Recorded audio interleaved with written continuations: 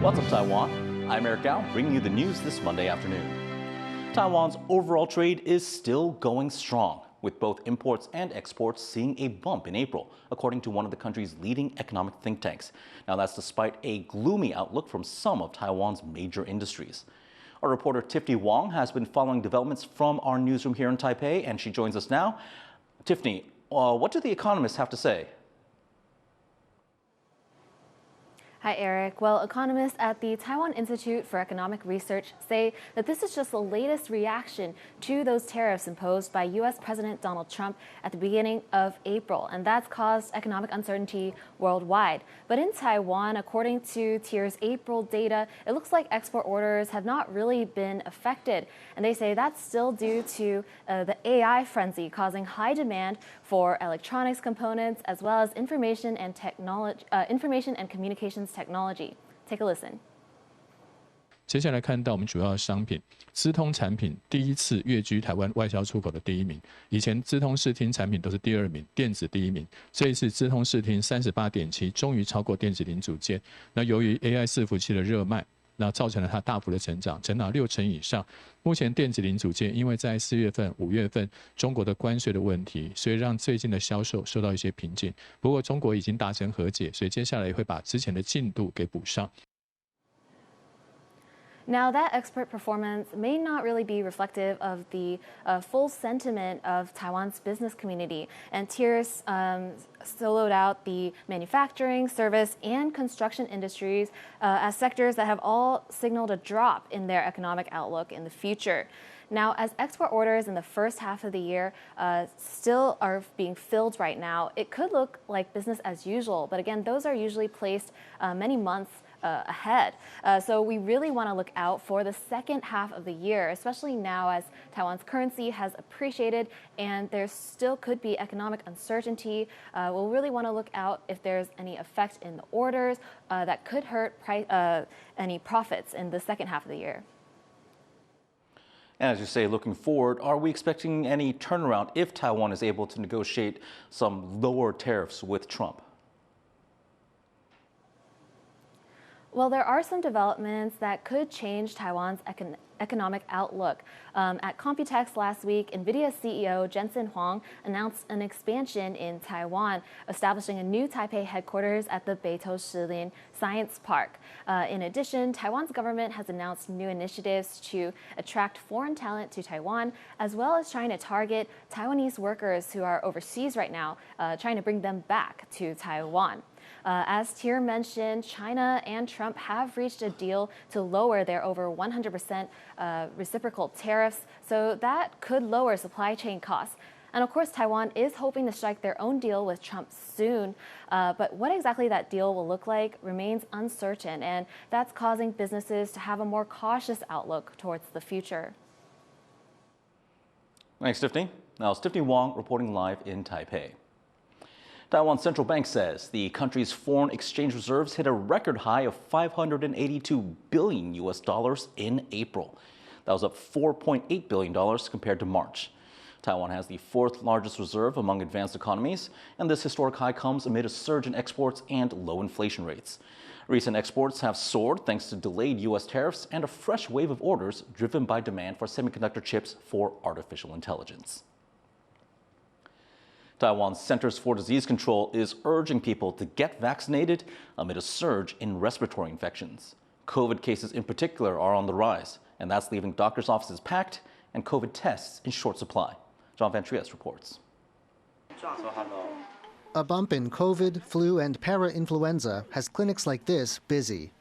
Many of those here today are concerned parents. Schools make great breeding grounds for respiratory bugs. 小朋友他去上课嘛，其实都会交叉感染啊。其实他像他的状况，他已经就是持续咳嗽、流鼻水1个礼拜。虽然说现在疫情不会到严重到重症，但是其实也是会影响到他。因为他们学校也很多人那个不舒服，咳嗽、流鼻涕、感冒。那趁那个假日的时候，赶快大家来看。Doctors say an uptick in COVID is especially pronounced. The most recent week with figures, May 11th to 17th, saw around 19,000 new confirmed cases. Variants are getting better at spreading and avoiding immune systems. Meanwhile, immunity in the population is down. 这些病毒加起来的话，就造成交互感染啊。现在呼吸道病患，我觉得应该3、4成、4、5成，几乎都是新冠。But just how fast COVID is spreading is hard to gauge. 有没有快筛？快筛目前都要等到6月中以后才。6月中哦。 Even those who want to test themselves for COVID have found pharmacies across the country are out of test kits.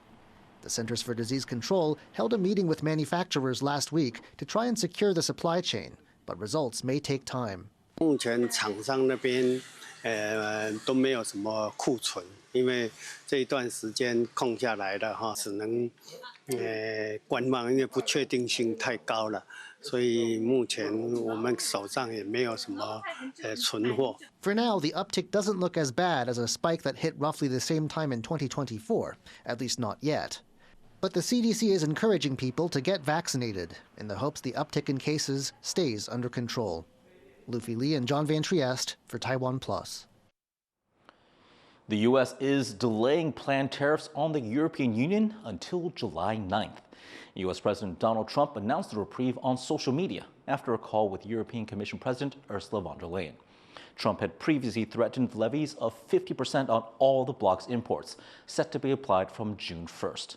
Von der Leyen says the pause will allow time for the two sides to negotiate. Russia has carried out its largest aerial attack on Ukraine since the war began. It comes as the two sides exchanged hundreds of prisoners, and it's raising new concerns about where the war's heading. Chelsea Wu reports. Explosions rock the Ukrainian capital Kyiv, destroying apartment blocks and reducing city blocks to rubble. Russian forces fired 367 drones and missiles across the country overnight on Sunday, leaving 12 dead and dozens more injured. It's the largest aerial assault since Russia began its full-scale invasion of Ukraine in February 2022. We woke up from the sound of an explosion. I immediately grabbed my child, who's 20 months old. I covered it in a blanket and protected it. Then there was another explosion and a huge flash. I heard how everything was turned upside down, and then there was this noise stuck in my head and ears. Just hours after the attack, Russia and Ukraine both say they released more than 300 imprisoned soldiers, part of a major exchange that began on Friday. Altogether, 1,000 people were freed, the largest number since the start of the war. While it marks a rare moment of cooperation between the two countries, it's not slowed down the fighting, which continues along the roughly 1,000-kilometer front line, as deep strikes on both sides kill tens of thousands of troops.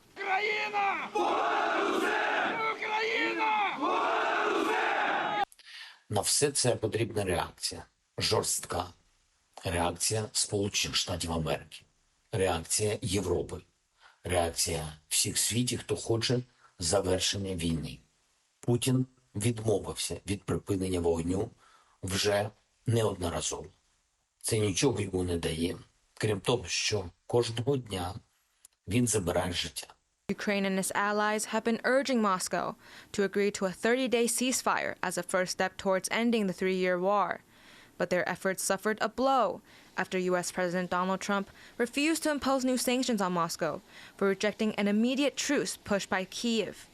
Yeah, I'll give you an update. I'm not happy with what Putin's doing. He's killing a lot of people, and I don't know what the hell happened to Putin. I've known him a long time, always gotten along with him. But he's sending rockets into cities and killing people, and I don't like it at all, okay?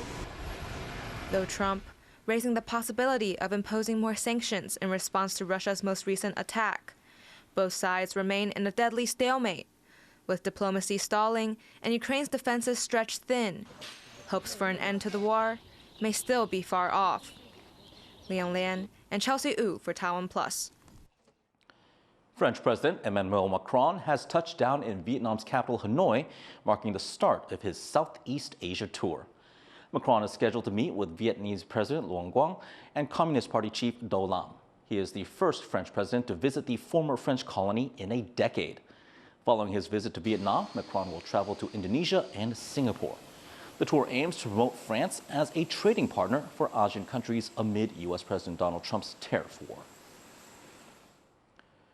4 North Korean shipyard officials have been arrested over a failed warship launch that caused damage to a new 5,000-ton naval destroyer. Satellite imagery shows the vessel lying on its side, partially submerged. The arrested officials include the chief engineer. North Korean leader Kim Jong-un said that the accident severely damaged the country's dignity and has ordered the ship to be repaired by June. Robots are joining Taiwan's firefighting crews, stepping into danger so their human colleagues don't have to. After one robot was destroyed in a Jiayi chemical blaze, officials say its sacrifice shows why they are so valuable, especially as the public has raised concerns about the safety of first responders. Chris Gorn reports. Here lie the charred remains of a firefighting robot sent in to help put out a fire at a chemical plant last month in Jiayi in central Taiwan. 人直接先撤出，并留机器人继续在火场里面做防护的动作。人出来没多久，整个温度提高闪燃，所以就后来全面燃烧之后，屋顶就整个塌陷。 The use of these robots has been on the rise in Taiwan, including at another Jiayi factory fire earlier this month. The bots are able to enter structures and spray water in areas too dangerous for human firefighters to go. They're fitted with a number of cameras and sensors, which send information to their controllers through laptops and tablets. 具有热显像功能的镜头。第二个是可以跟随炮塔转动的角度而跟着转动的镜头。最下面这边则是机器人本身的镜头。第四个呢，则是气体侦测器的镜头。 This all as there have been calls for greater protections for first responders like firefighters. An incident in the city of Hsinchu last year, where 2 firefighters lost their lives in the line of duty, saw greater public attention on the issue and demands for reforms from those in the profession. While the robots have had some success, they still have some limitations as well. 目前这些消防机器人还是以人工遥控为主，还没有办法完全的自主判断 火场的环境跟自主行动，它没有办法长时间常驻于现场，因为必须要等到消防人员到了才能开始部署。 There are currently 141 of the robots being used in fire departments across the country. The National Fire Agency says the Jiayi fires show the robots' utility in protecting firefighters and will continue to integrate them into their operations. 我们还会再继续 因为这些成功的案例已经发生了，我们会继续进大概79台消防机器人，未来也会部件各多在各县市继续执行以机器人替代人命的作业，让它能够发挥功效。 Each robot costs between $50,000 and $200,000 US. While the robots may be expensive, fire departments would argue there's no price too high to ensure their human firefighters make it home. Dolphin Chen and Chris Gorin for TaiwanPlus. Taiwanese table tennis duo Ling Yuru and Gao Chengrui have clinched a silver medal in the men's doubles at the World Table Tennis Championship Finals in Doha.